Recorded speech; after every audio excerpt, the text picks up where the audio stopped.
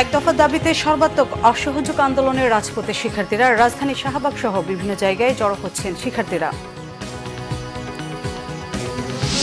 আওয়ামী লীগের গণজমায়েত কর্মসূচি, মিরপুর সহ বিভিন্ন ওয়ার্ডে মিছিল সমাবেশ।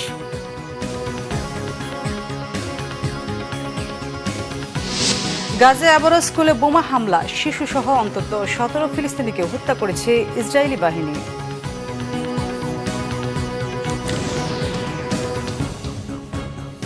দেখছিলেন সংবাদ শিরোনাম, এবার বিস্তারিত।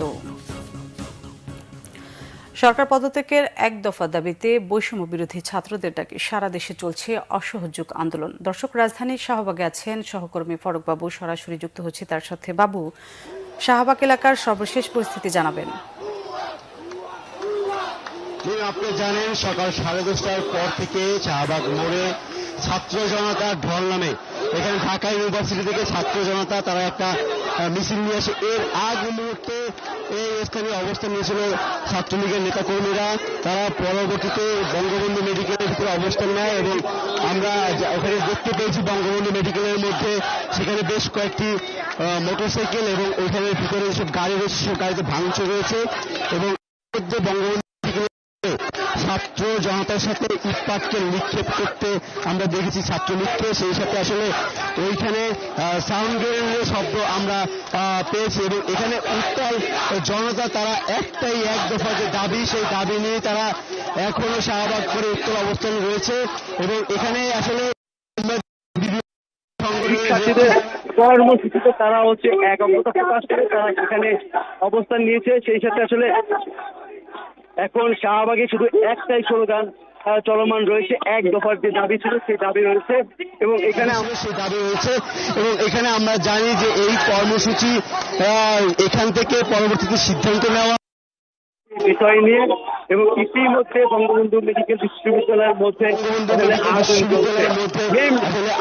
শাহবাগ থেকে এই ছিল এখানে সর্বশেষ তথ্য। বাবু, আপনাকে ধন্যবাদ।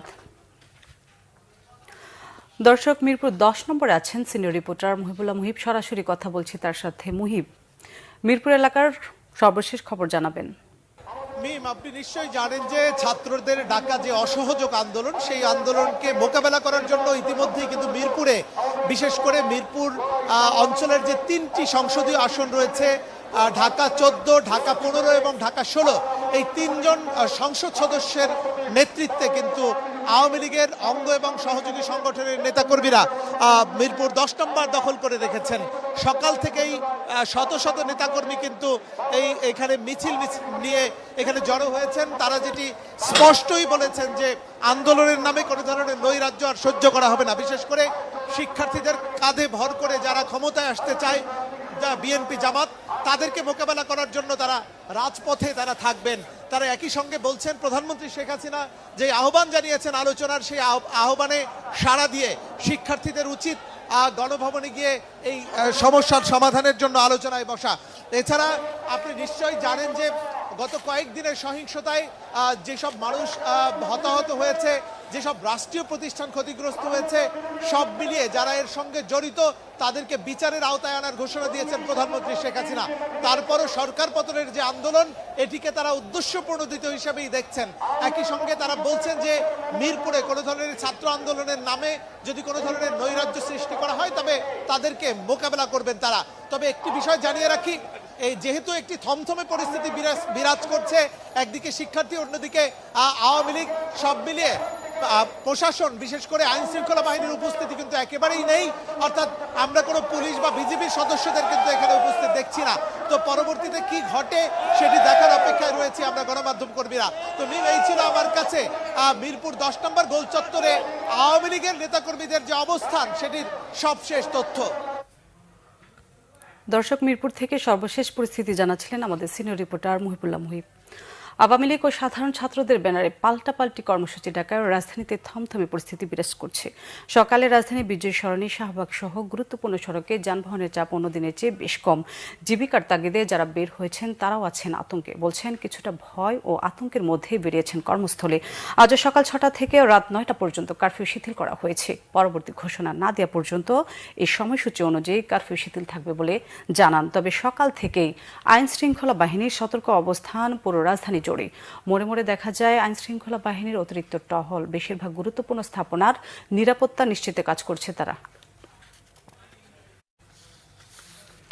বৈষম্য বিরোধী ছাত্র আন্দোলনের ডাকা অসহযোগ আন্দোলনে খুলনার পরিস্থিতি কিছুক্ষণ আগে জানিয়েছিলেন সহকর্মী আতিয়ার পারভেজ। এই মুহূর্তে আমি রয়েছি খুলনা মহানগরীর শিববাড়ি মোড়ে। আমার পেছনে দেখতে পাচ্ছেন বৈষম্য বিরোধী ছাত্র আন্দোলনের কর্মীরা। তারা কিন্তু এই মুহূর্তে রাজপথে নেমেছে, এই সমবেত হয়েছে এই শিববাড়ি মোড়ে। তাদের সাথে খুলনা মহানগরীর যে সাধারণ মানুষ তারাও কিন্তু এই মুহূর্তে রাস্তায় নেমে এসেছে। শিববাড়ি মোড় খুলনা মহানগরীর একটি হাব।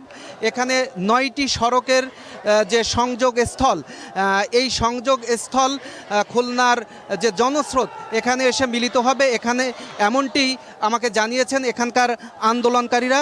আমি কিছুক্ষণ আগে শহরের কয়েকটি গুরুত্বপূর্ণ এলাকা ঘুরে এসেছি। কোথাও পুলিশ এবং বিজিবির যে টহল সেটি কিন্তু আমরা দেখিনি। এই শিববাড়ি মোড়ে পুলিশ বক্সের পাশে আমরা বিজিবির একটি টিম আমরা দেখেছিলাম, কিন্তু তাদেরকে এই মুহূর্তে এখান থেকে সরিয়ে হোটেল টাইগার গার্ডেনের সামনে নিয়ে যাওয়া হয়েছে। পুলিশের পাশাপাশি কোথাও কিন্তু ট্রাফিক পুলিশের উপস্থিতিও কিন্তু আমরা লক্ষ্য করিনি। এবং নগরীর অধিকাংশ দোকানপাট কিন্তু বন্ধ রয়েছে। তারা কেন দোকানপাট বন্ধ রেখেছে, আমরা অনেক দোকানের মালিকের সাথে কথা বলেছি। তারা জানিয়েছেন এই যে আন্দোলন বৈষম্য বিরোধী ছাত্রদের, সেই আন্দোলনের প্রতি তারা সমর্থন জানিয়ে মূলত তারা দোকানপাট খোলেনি। পাশাপাশি নগরীর অনেক অফিস আদালত আমরা ঘুরে এসেছি, কিন্তু কোথাও আমরা মানুষের যে উপস্থিতি তেমন কিন্তু আমরা লক্ষ্য করিনি। সার্বিকভাবে খুলনা থেকে আমার কাছে এই ছিল সবশেষ খবর। আন্তর্জাতিক প্রসঙ্গ, গাজায় আবারও স্কুলে বোমা হামলা চালিয়ে শিশুসহ অন্তত 17 ফিলিস্তিনিকে হত্যা করেছে ইসরায়েলি বাহিনী। এই সময় আহত হয়েছে আরও 60 জন। শনিবার ফিলিস্তিনি বার্তা সংস্থা ওয়াফার প্রতিবেদনে বলা হয়, উত্তর গাজার শেখ রেদওয়ানপাড়ার হামামা স্কুলে বর্বর হামলা চালায় ইসরায়েলি সেনারা। ওই স্কুলটিতে গাজার বাস্তুচ্যুত ফিলিস্তিনিরা আশ্রয় নিয়েছিল। দখলদারদের হাতে সেন্ট্রাল গাজার দের, আল বালা এবং আল আকসা শহীদ হাসপাতালে হত্যার শিকার হয়েছে আরও 6 ফিলিস্তিনি। আহত হয়েছেন অন্তত 18 জন। এদিকে ইরানে ইসরায়েলি হামলায় হানিয়ার মৃত্যুর পর দলটির রাজনৈতিক প্রধান নির্ধারণে তোড়জোড় শুরু হয়ে পড়েছে হামাস নেতারা। অন্যদিকে ইরানের রেভলিউশনারি গার্ড জানিয়েছে, ইসমাইল হানিয়াকে স্বল্প পাল্লার মিসাইল ব্যবহার করে হত্যা করেছে ইসরায়েল। এর জন্য নেতানিয়াহুকে বাহিনীকে চড়া মূল্য দিতে হবে বলে আবারও হুঁশিয়ারি দিয়েছেন তারা। এই ছিল এখনকার মতো। পরের সংবাদ দুপুর 2টায়। তার আগে একটা রয়েছে নিউজ টপ 10 দেখার আমন্ত্রণ রয়েছে। আর বাংলা ভিশন সংবাদ ও সংবাদ সংশ্লিষ্ট অনুষ্ঠান দেখতে ভিজিট করুন www.bpnews24.com ও facebook.com/banglavisionnews এবং সাবস্ক্রাইব করুন youtube.com/banglavisionnews। এতক্ষণ সাথে থাকার জন্য ধন্যবাদ।